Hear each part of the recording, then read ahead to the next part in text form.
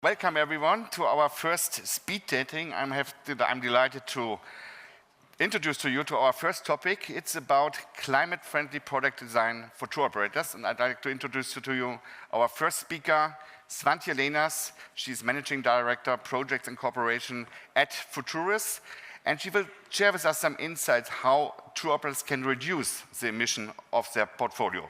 Please welcome on stage Svante Lenas.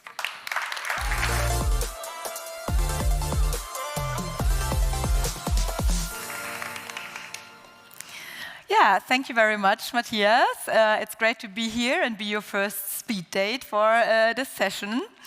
I think the good news is that everyone in the tourism industry is very much aware that we really need to reduce the climate impact of our industry.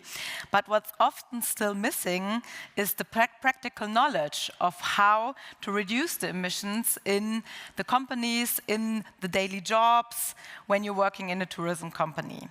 And to be quite frank, if we want our customers to take more climate-friendly travel decisions, we really have to first develop and offer these more climate-friendly products, because otherwise there will not be a more sustainable choice to make.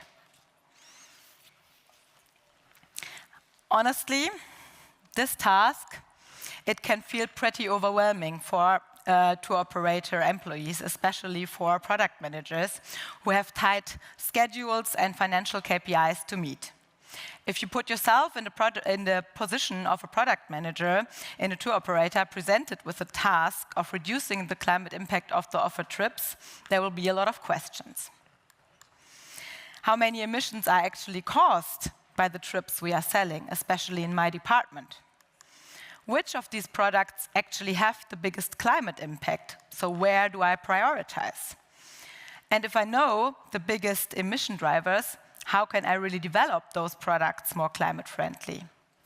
Then, probably the most important question, what does all this mean for my economic value creation? So for the financial KPIs that I need to meet. And finally, how can I measure if my improvement activities are successful, are effective, and are actually reducing the emissions of my company? During the last year, we had the pleasure of working with different experts and pilot companies on exactly this task to support the product managers in answering those questions and designing more sustainable travel products. We've been working with experts from NIT and Mascontour, and we had the big possibility by being funded by the German Federal Ministry of Economic Affairs and Climate Action, so that we were able to create very specific and helpful instruments for product managers to support them on the way towards decarbonizing their portfolio. To start with, we developed an analysis tool with climate-related KPIs to identify these main emission drivers and prioritize activities.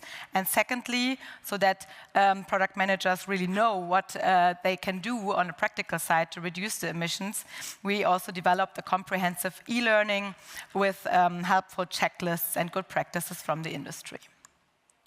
So this really provides a step-by-step guidance to work towards the decarbonization of the portfolio. Here you can see the travel emissions tracker, which is our analysis tool for the product portfolio, which you would use in the first step as a product manager. You can, in the system, you can match your product data with the travel emission data from Klimalink, from the emission database. And you can calculate, on the one hand, the total portfolio emissions of your product portfolio for your department or for your entire company. Then you can use KPIs, like emission per person per day, to identify the main emission drivers. And what's helping you with this is a quite easy color coding scheme, so you can already imagine that the red ones here, they are the ones you should watch, and they are the ones you should prioritize for the changes. Then You also have to keep in mind what those changes would really mean for your financial KPIs, for your turnover, for your profit margins, because that's, of course, a big part of your job as a product manager. Therefore, the second key feature of our tracker is the possibility to compare the emissions intensity of the offered trips with the financial contribution to company success. For this, you can use those automated scatter diagrams here, and you can, for example, identify those trips that build a huge part of your emission figures of your company, but maybe don't provide so much to your economic success. Those are the ones where you should really think about whether to keep them, whether to lower the emissions. So these informations, by putting them into a perspective, into an economical perspective, they really give you the chance to start those discussions in the company based on facts.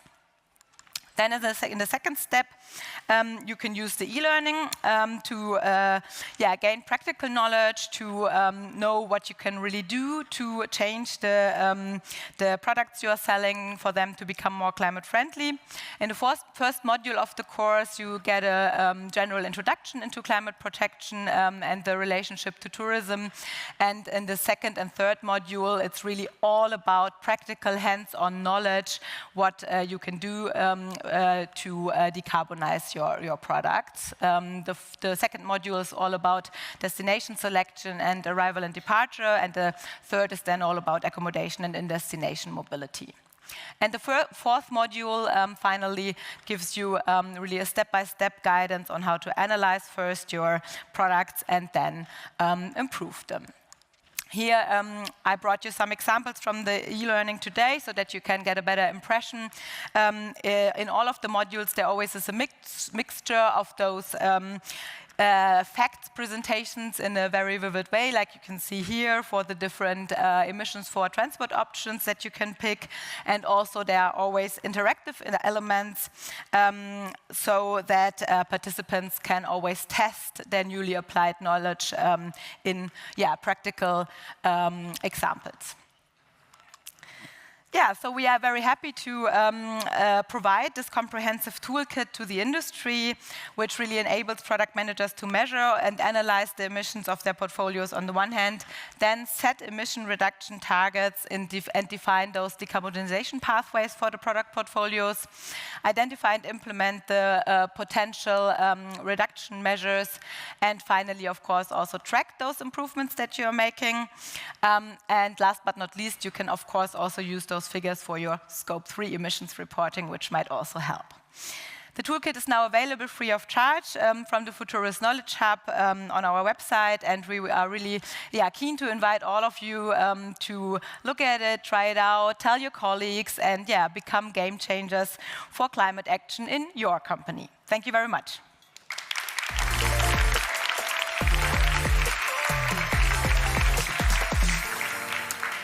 Well, thank you, Svante, for your valuable inputs. You know, many tour operators are actually struggling with the calculation of the climate effect. You mentioned that, especially due to the complexity in their value chain. So what specific advantages would you say does the travel emission tracker offer to simplify this process? Yeah, I mean, the development of the tracker was really the next logical step on the way to reducing tour operator emissions. The first question that was asked a lot from the industry was, how do I measure my emissions, my product emissions in a comparable and reliable way? And for that, we developed the platform Klimalink, which is also used here as a basis. And then the next question was, of course, so what do we do with the emission values and the climate footprints now?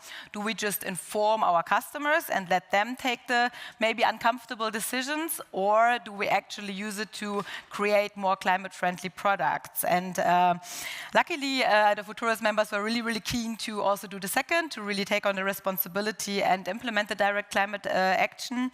And this is where the tracker comes into play, because it's an instrument not only for measuring, but also for really analyzing in depth the portfolio and seeing where to prioritize. Even more, it's really putting the emissions in direct relation to the economic value creation, so that the product teams can really have a found decision-making basis there. Santi, I think you would agree with me when I'm saying that measuring and also analyzing is not enough. So it's about making real changes. So does the travel emission tracker also provide recommendations on how companies can effectively reduce their emissions? Well, the tracker is really the first step that gives you a basis for setting those priorities and for taking decisions. But of course, to take the climate action, you really need to know more about the practical possibilities you really have. And therefore, we decided to focus on, as the second substantial part of our toolkit, on this e-learning and on the really practical measures that you can take. And in the e-learning, you will really find very concrete tips. For example, when you're looking at arrival and departure, how you can opt for the mid-haul travel, for example, for train options, rather than offering a flight by default. But also if flights are impossible to forego, where you can really find lower emission possibilities with regards to flights.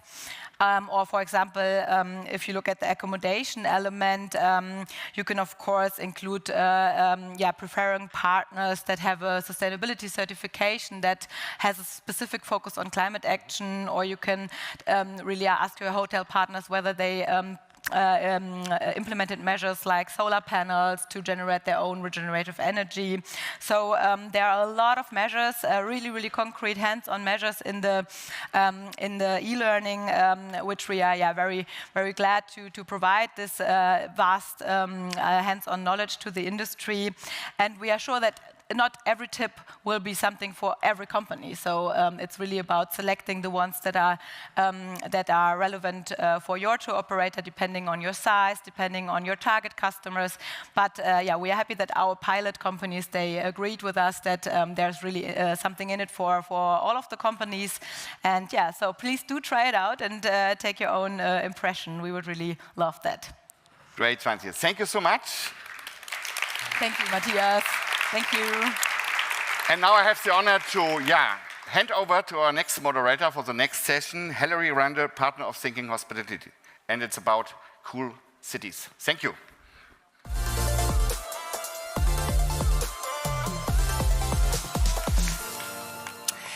Hello again from me. I'm Hilary Rand, partner at Think Hospitality. Many thanks to Matthias and Svante. It is now my pleasure to welcome to stage Dr. Eoghan Madaker, Head of Airbnb Policy for DACH, Central and Eastern Europe at Airbnb. And she will present Cool Cities, Greening Urban Spaces with Airbnb. So welcome to the stage, Eoghan.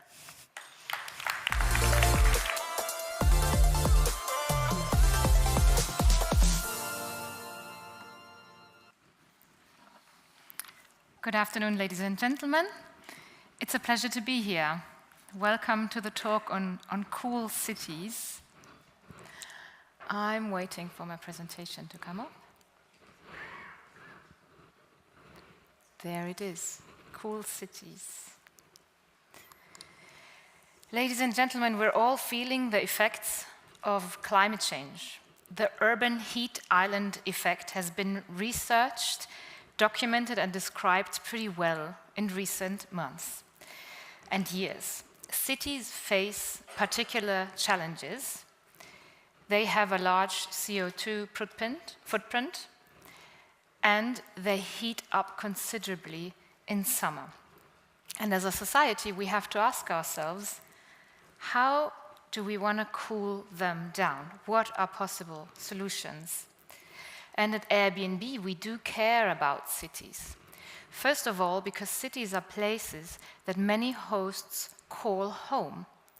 And then secondly, because cities are places that guests on Airbnb love to visit.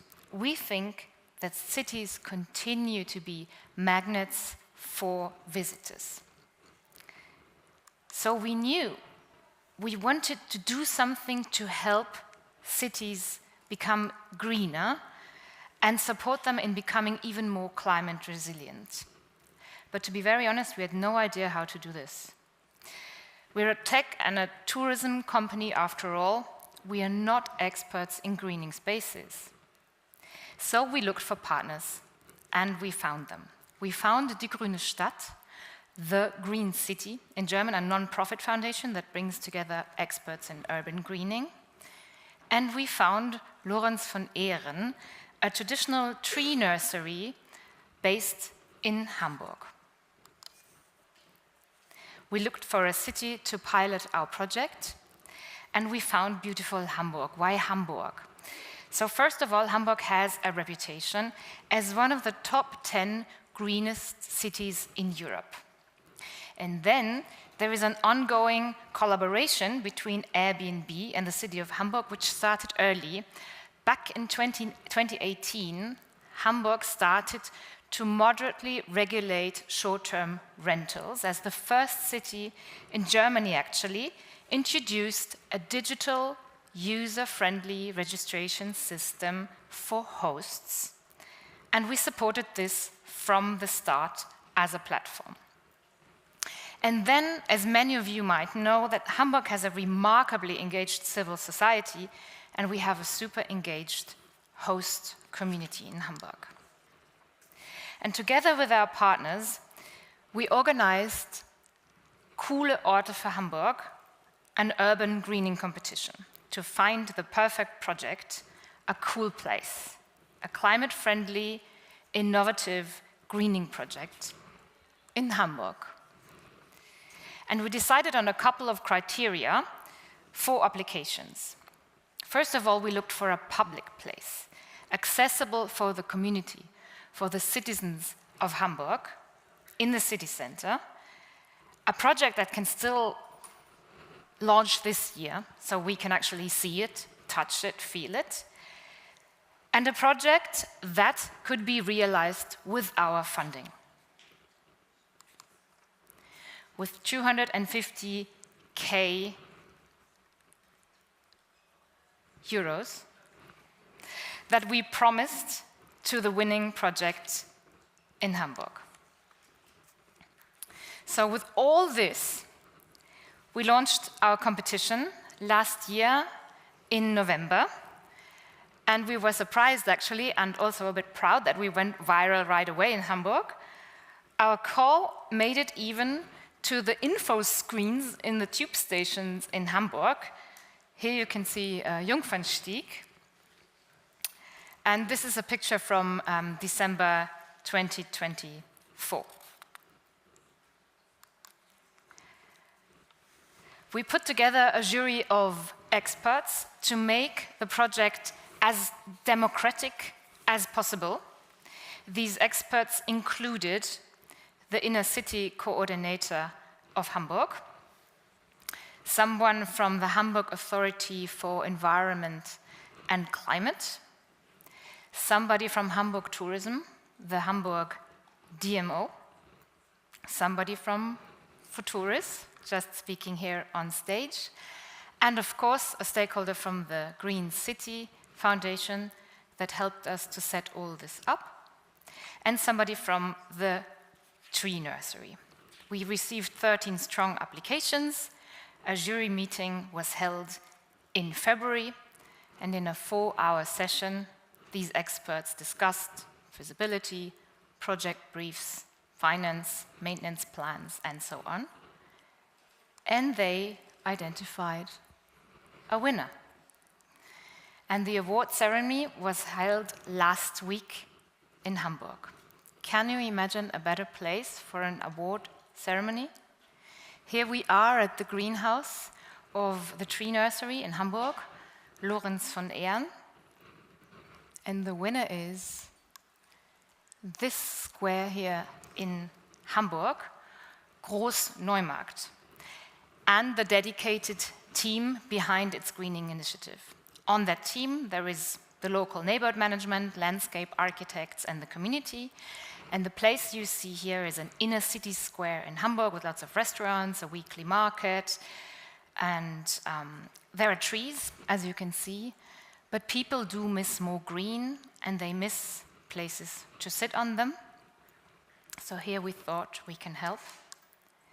So here you can see the sketches of what is planned. The money will be used to unseal the ground, to plant more greenery, and to set up benches for the Hamburg community to sit. So Spring is almost there, and we're very much looking forward to seeing the first results. Thank you.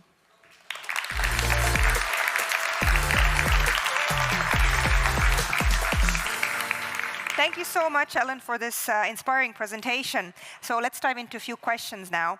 On our first question, the transformation of, and I'm going to get this right, Großneumarkt, is quite striking. How do you ensure long-term maintenance and community stewardship of the space beyond its initial funding? Because I think that's a really important question. Great question, because it's indeed super important to think of that early in the process. Yeah. We were also made aware of this by our partners, namely the Tree Nursery and the Green City Foundation. So we built it already in the application criteria. So one of these was actually you had to submit a maintenance plan to make sure this is being thought of.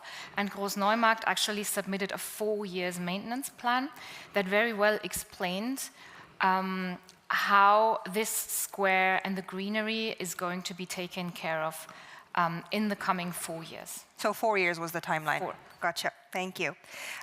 What role do Airbnb hosts and guests play in supporting these sustainability efforts? And are there opportunities for them to get involved in urban greening initiatives? Yes. In short, yes. So we very much care about our community, the host community.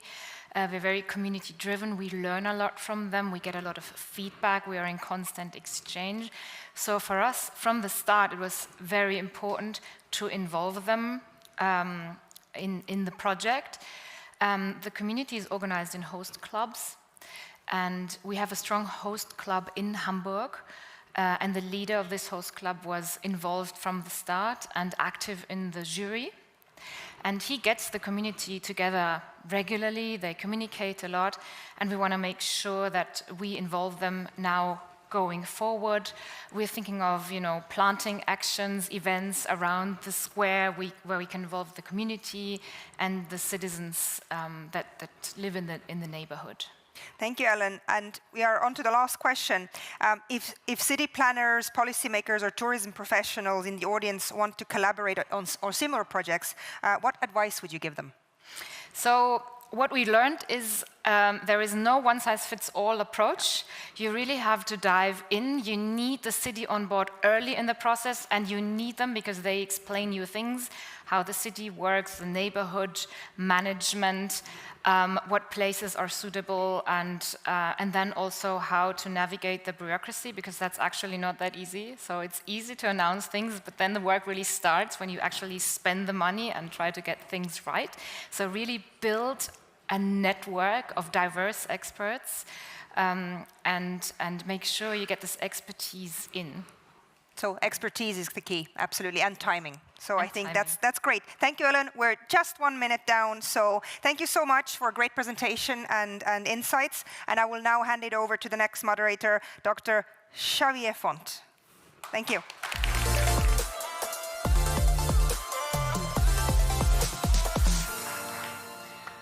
Right, what a great afternoon we're having here. So many interesting sessions to learn about. And we're next going to be inviting Cornelia Rutischauer, who's a team leader on corporate partnerships at MyClimate. There's a lot of changes that have been happening in the sector around carbon and measuring carbon and insetting and offsetting and all sorts of things. I think there's nobody better than Cornelia to tell us what's been happening over the last year and what are the new products that they are launching. So without any further ado, Cornelia, the floor is yours.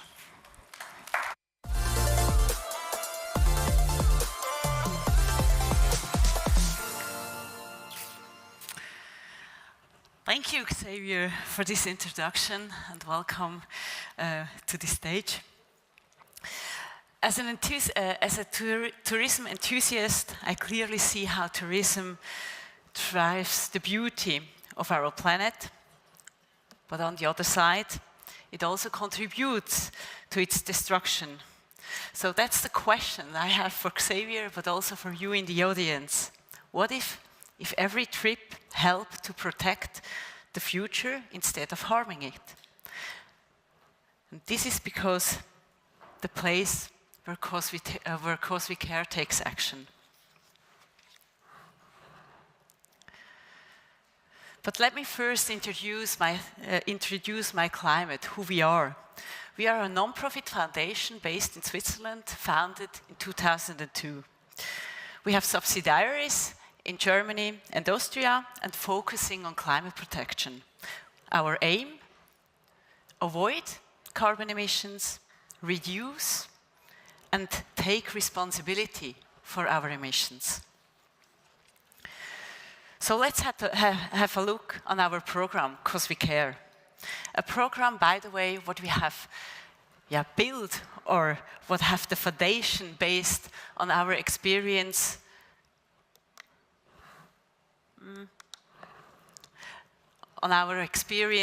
of more than 20 years working together with the global tourism industry. With 'Cause We Care, tourism companies don't just reduce their carbon footprint. They turned climate responsibility into climate action, involve their guests and use the funds for sustainability efforts, and create a tangible advantage.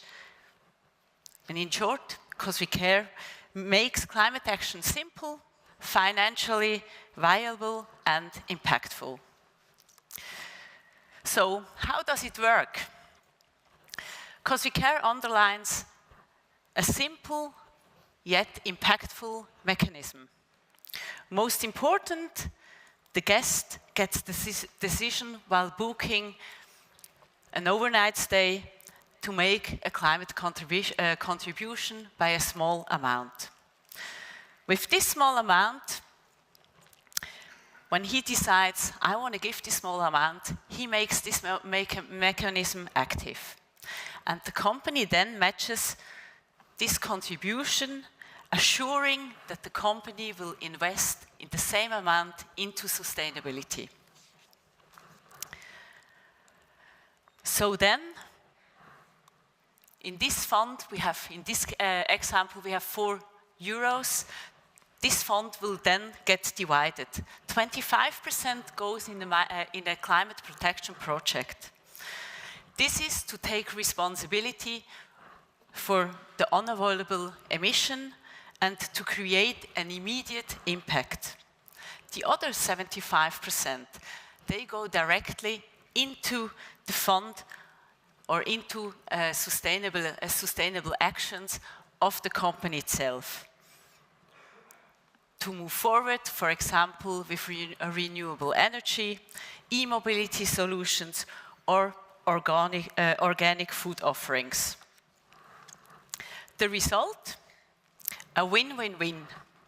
With climate protection that makes a real difference. Increased customer loyalty by engaging guests and meaningful actions. And last but not least, economic efficiency. To date, I brought some Swiss figures with me. Numerous businesses have joined 'Cause We Care, providing that responsible tourism is possible and profitable. And now we have a digital platform, brand new. And this makes it even easier that more businesses can take part of 'Cause We Care. It's user-friendly, it's for all businesses and sizes within the tourism industry, and it contains tools for carbon footprinting, for a measurement database to plan measurements, and also some communication tools and many more features. So it's an all-in-one tool for real impact. With that, let's make tourism a successful part of the solution. And if you're ready to be part of this movement, scan this QR code over there, and let's make tourism truly sustainable together. Thank you.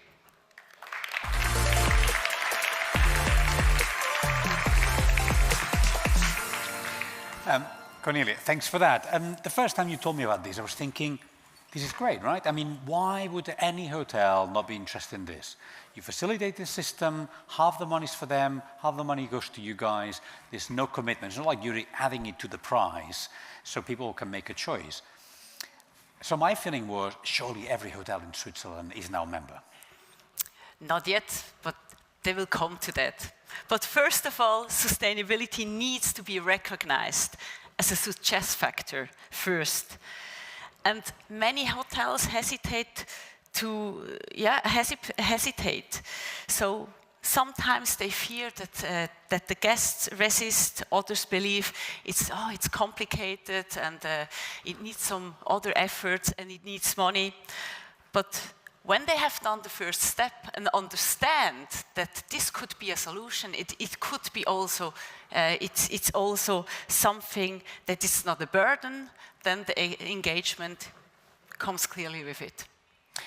I think you're avoiding my question there, okay? I think what we're really seeing here is that hotels are much more reticent and they'll just find themselves coming up with excuses, like rationally, they should be members, right? You offered them money, you made it easy for them, but they're not quite there yet. And this kind of brings me back to a different question. Like organizations like yourselves are always in that difficult situation of saying, we want to create new products, we want to make it easy for the consumers, we're assuming the consumers are rational and the businesses are rational, and then they're not. And then so you get criticized because your products maybe are not perfect, but on the other hand, the consumers are not even engaging with a really simple product. Like to me, this just makes perfect sense.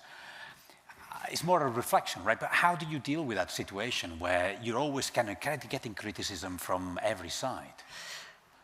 A very good question.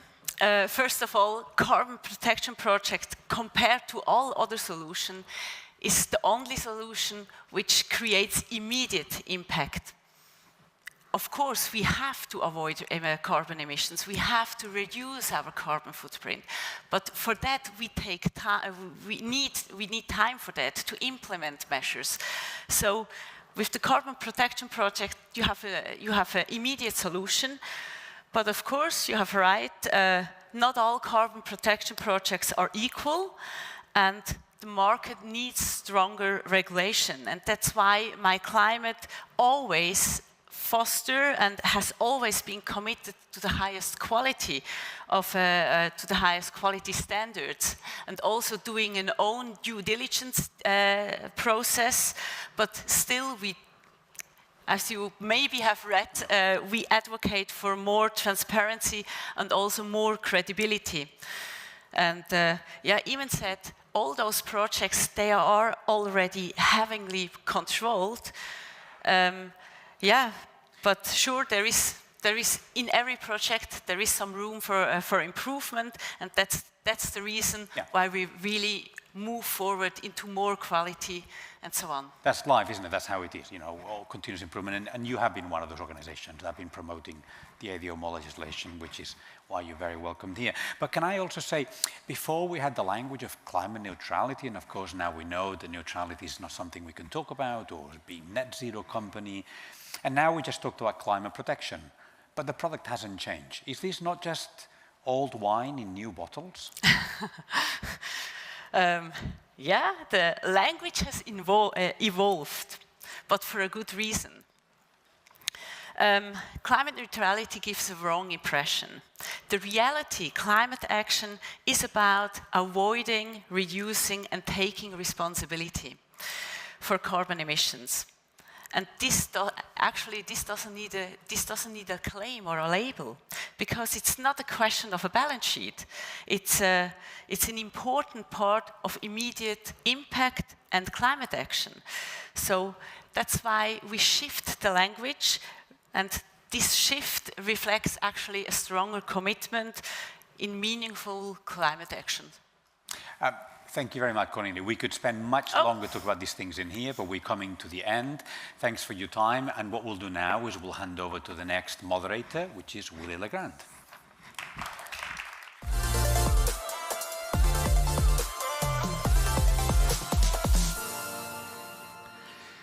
All old wine in new bottles, that really worries me, Xavier. Anyways, good afternoon. Thank you so much. Dedicated ITB guests we have in front of us. Let me tell you, you have to stick around because you'll get a lot of knowledge for your money in the next few sessions. But for now, we're moving on with some groundbreaking sustainability solution transforming our industry. I'm really thrilled to welcome Mr. Nico Nicolas, CEO and co-founder of Zero Group. Now, Nico will talk to us about the Zero Energies climate solution. Nico, the stage is yours.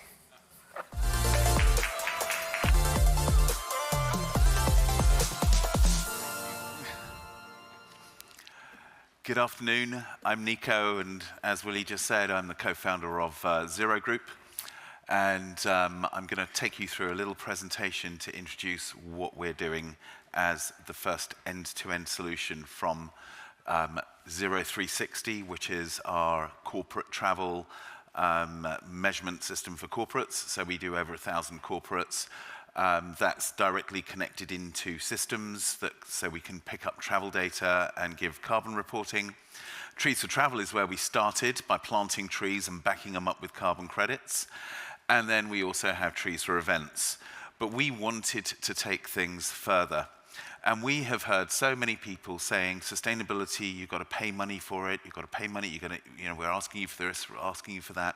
So we decided to look at sustainability from a different angle, where we actually look into making sustainability something that everybody can win from. Through our holistic approach, we actually cover up to 16 of the 17 Sustainable Development Goals, and I'm going to take you through what it is. So what Zero is, it's actually a collaborative platform. So it means that we can actually do JVs together on projects that actually deliver real results. We work through microclimate contributions, and we always issue what are called share points with every micro contribution, which means that everybody becomes not only responsible for the future, but they actually have a share in the profitability of what we're actually creating here. So through our holistic renewables technology and also our nature approach, we really can do the right thing together and in a great way where it becomes an asset on your balance sheet. Our first project is actually focused around sustainable fuel production and waste management. This actually is something which can be replicated around the world. And what it is it's a system called hydrothermal liquefaction. We're using a patented technology, and we take basically municipal bio-waste, so it can be sewage, it can be food, it can be anything else, but one of the things that municipalities have a huge problem with, costs them a lot of money. And we take that through the hydrothermal liquefaction, and it turns that waste into biofuels in a matter of minutes. It takes 15 minutes. We can then take the bio crude to an existing refinery, and that can then be refined into 4 different grades of fuel, which include sustainable aviation fuel, biodiesel, gasoline, blah, blah, blah. But we also now have a new module that we can actually add on site that avoids the necessity for a refinery. That means that we can actually produce from sewage to biodiesel on site, and that means we can use it for electricity generation. And so we're actually combating 2 things. So we're actually helping the waste management for municipalities, but we're also giving them green electricity. Or diesel. They can use the diesel for vehicles, etc. Out of 100 tons of bio-waste, this is roughly a city of between 25,000 and 100,000 people, towns. So small towns are really ideal. But we get 25% aviation fuel. We get biodiesel, gasoline, and heavies. Heavies are used for shipping and marine. Berlin, for example, could produce 3.8 million litres a day. So this will not completely solve the world's issues, but we can see that this is going to be a huge contribution. And because we're selling those fuels and we reinvest the money that we get from those fuels, we can actually snowball the work we're doing. The other thing is that our fuels are actually coming out at the same price or even lower than fossil fuel, which is the first time that's been done. So our plants are modular. So the plants we're working with, the technology that we're working with, is modular plants. And they can be bolted on as much as you need, as many as you need, or as few as you need. And you can replace them afterwards with a larger plant if necessary, and then you can move them to a new location, so they don't require planning permission or anything else. We can put anything in them, even clothing, as long as it's bio clothing, so cotton or anything like that. And then we compress this mixture under a huge temperature, huge pressure, and we turn it into the biocrude, and we get phosphorus, which is for fertilizing crops, and biogenic gases, which can be used for any other burying carbon or whatever else. And then we have the choice of using biodiesels or SAF. We also give a contribution to nature with every contribution, with every climate contribution that we receive. I'm sorry, I'm running out of time, so I do have to speed up a bit. 4 billion people every year. These machines last for 30 years. So in 1 year, each machine would basically decarbonize 10,000 kilos a day, and 400 units would produce 750 million liters of biofuel. And it's something that is sustainable and circular. If we did it in 600 cities, we could decarbonize global emissions by 20%, replace 20% of fossil fuel, and everybody shares it. So it means that by small investments, we can all actually benefit from that. And that's that. So thank you.